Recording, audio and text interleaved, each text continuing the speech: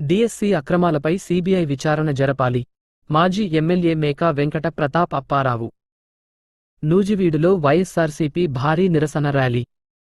కూటమి ప్రభుత్వ వైఫల్యాలు, అక్రమాలపై ప్రతాప్ అప్పారావు ధ్వజం. డిఎస్సి నియామకాల్లో భారీగా అక్రమాలు జరిగాయంటూ వైఎస్సార్సీపీ పిలుపు మేరకు నూజివీడు పట్టణంలో మాజీ ఎమ్మెల్యే మేకా వెంకట ప్రతాప్ అప్పారావు ఆధ్వర్యంలో పార్టీ నాయకులు, కార్యకర్తలు భారీ నిరసన ర్యాలీ నిర్వహించారు.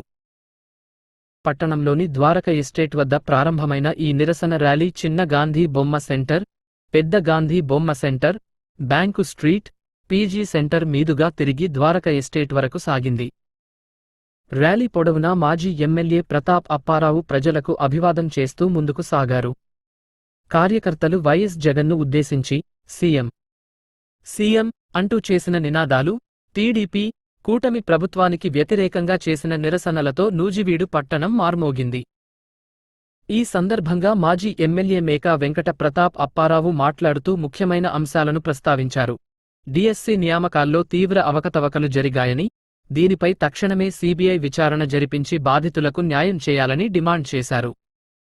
ఎన్నికల సమయంలో ఇచ్చిన హామీలను నెరవేర్చడంలో కూటమి ప్రభుత్వం పూర్తిగా విఫలమైందన్నారు. సంక్షేమ పథకాలు పేద ప్రజలకు అందడం లేదని ప్రశ్నిస్తే అణచివేసే ప్రయత్నం చేస్తున్నారన్నారు.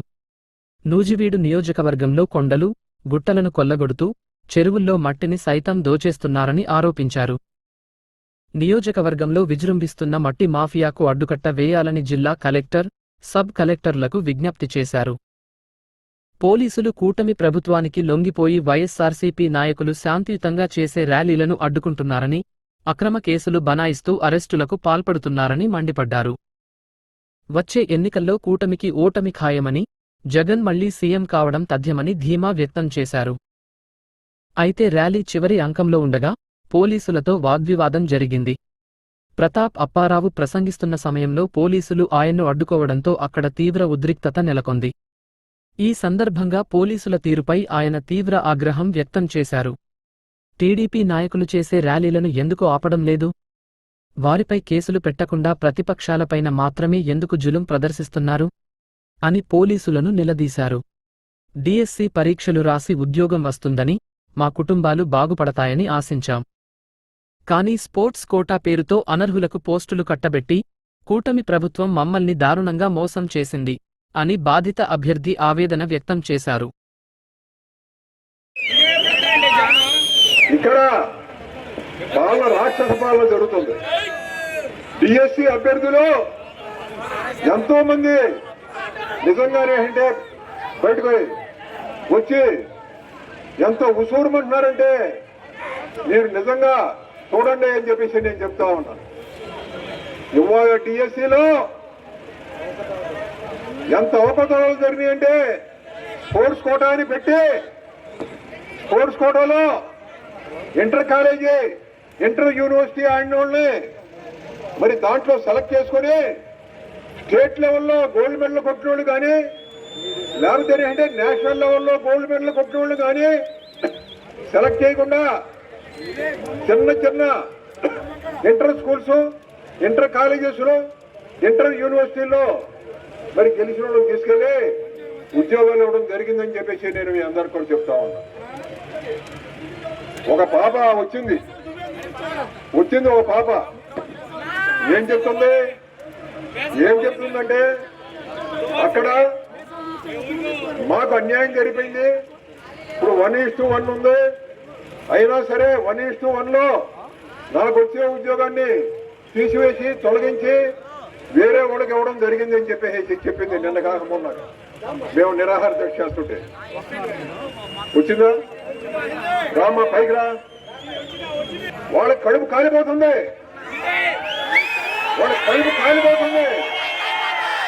ఎందుకంటే మా ఉద్యోగాలన్నీ పాడు చేశారు,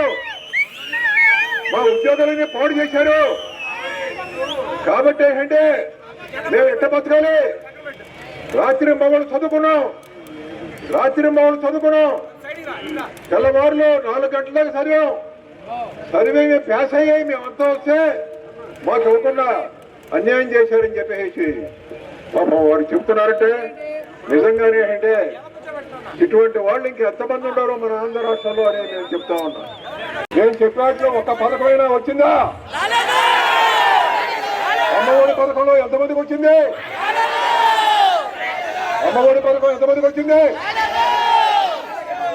అదే 18 సంవత్సరాలు నిండినటువంటి మహిళలకు 1500 ఇస్తున్నారు. ఇచ్చారా? నిరుద్యోగ భృతి ఇచ్చారా? 3000. అదేవిధంగా 50 ఏళ్ళు నిండిన వాళ్ళకి 4000 రూపాయలు ఇచ్చారా? రైతు భరోసా పడుతుందా? 20,000 ఇస్తాండి, 14,000 కూడా ఇవ్వాలా. అదేవిధంగా దీపం పథకంలో ఎన్ని వచ్చినాయి మనకు బండ్లు? వచ్చిందా? డాక్రా మహిళలకి వడ్డీ లేని రుణాలు వస్తాయా? ఇవాళ పట్టణంలో 2 సెంట్లు భూమి, విలేజ్ లో 3 సెంట్లు భూమి అంట. వచ్చిందా? ప్రజలకు సహాయ సహకారాలు అందించే నాయకుడు ఉంటే వాళ్ళు ఎమ్మడుంటారు ప్రజలు. అంతేనండి. ఈ కొండలు, గృహలు, అదేవిధంగా చెరువులు తవ్వేస్తుంటే ఎవరు సహించడు. ప్రజలు తిరుగుబడొస్తాయి. కొద్ది రోజుల్లోనే ప్రజల్లో తిరుగుబడొస్తాయి. అది గుర్తుంచుకోవాలని చెప్పి నేను చెప్తున్నా. మన వాళ్ళందరూ కూడా ఓపిక పడుతున్నారు, ఇంకా సవ్యంగా జరుగుతుంది. కానీ ఓపిక తప్పిపోతే ప్రజల్ని కంట్రోల్ చేయడం కష్టం. నా మాట ఏనండి కలెక్టర్ గారు, సబ్ కలెక్టర్ గారు.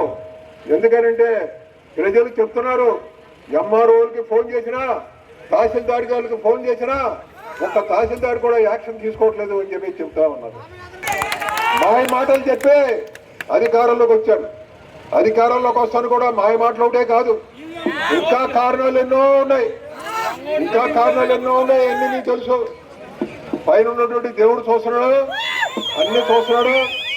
పైన రాజశేఖర రెడ్డి గారు కూడా చూస్తున్నాడు. ఈసారి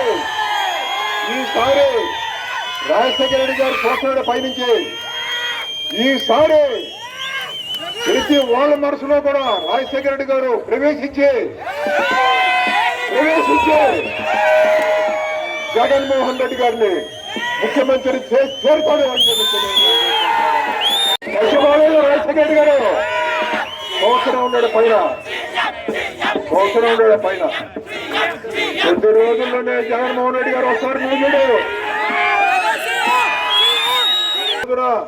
నేను ఒకటే చెప్తున్నా, ఎవరు ఏది ఎదురొచ్చినా, ఏ పార్టీ వాళ్ళు ఎదురొచ్చినా, రేపొద్దున జగన్మోహన్ రెడ్డి గారు విజయదుందుకి నోటీసులు చీఫ్ మినిస్టర్ ఎవరంటే జగన్మోహన్ రెడ్డి గారు.